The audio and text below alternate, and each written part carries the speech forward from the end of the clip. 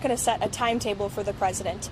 He has not done that, and I won't. I know there's been some anonymous sourced reporting that there was maybe a 3 to 5 day deadline. That is not true. The president has not set a deadline himself. Ultimately, he will dictate the timetable. And again, he is satisfied with the naval blockade, and he understands that Iran is in a very weak position, and the cards are in President Trump's hands right now. On the issue of Virginia redistricting, because he weighed in this afternoon raising concerns about polls. Why didn't he campaign more actively against this referendum?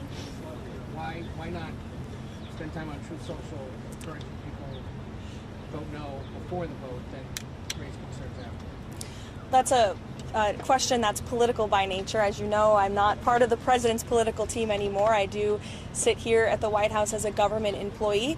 Look, the president has a lot on his plate, a lot on his schedule. He did host a telephone call prior to the election the night before, but he's made his position on the results of this election clear to all of you today. Mary Bruce. The president is not setting a deadline with this ceasefire right now, but this war has already gone on longer than he said it would initially. How long should Americans be prepared for this war to go on? Well, look, I think President Trump ultimately will dictate the timeline, and he will do so when he feels is in the best interest of the United States and the American people. Caroline. Sure, go ahead. Thank you very much. So in the same day, the president said that he doesn't want to extend the ceasefire and the bombs would start falling after the end of the ceasefire. And unilaterally, he declared that the ceasefire would be extended indefinitely. Iranian state media are openly mocking the President of the United States and saying we didn't even request the extension of the ceasefire. What's the response from the President of the United States? The response is you guys all see a lot of different messaging coming out of Iran, a lot of different rhetoric and language from them. I would caution you to take anything that they say at face value. What we've seen is that what they say publicly is much different than what they concede to the United States and our negotiating team privately. I've said that repeatedly to all of you in the news media, and you should take our word for it. On another topic, there's been some reporting about a possible bailout for Spirit Airlines. Can you update us on those talks, and why does the administration think it's a good investment to buy into a bankrupt airline? Well, I understand the airline is bankrupt because the previous administration blocked the merger, which was probably not a wise move. Obviously, this is something the Commerce Department and the President are tracking. I don't have any updates or announcements, but the aviation industry is very important to this President and this White House. Millions of Americans depend on it.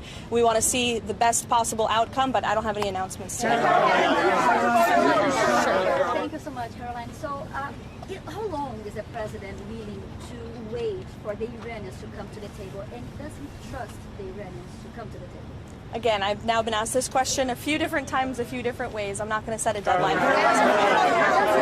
Libby, go ahead. Caroline. A lot of the negotiations, or it seems public statements that we've seen from the President on Truth Social and the Iranians on X, a lot of back and forth there.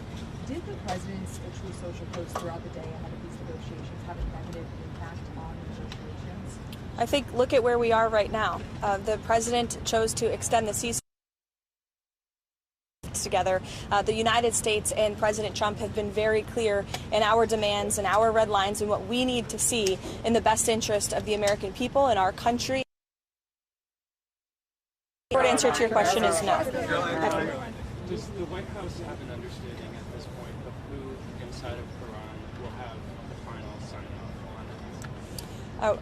The White House and our intelligence community certainly has a good understanding. You want to see a unified to the previous different messaging on social media from many people with that public nonsense is not what we hear from them privately. But again, what the president is awaiting. Again, I'll leave our intelligence community and the president to decide that. Nick, go ahead. Does the White House have a response to the DOJ's indictment of the SPLC, as well as the allegations that donated funds were used to actually fund the very big groups and racist groups that it denounced?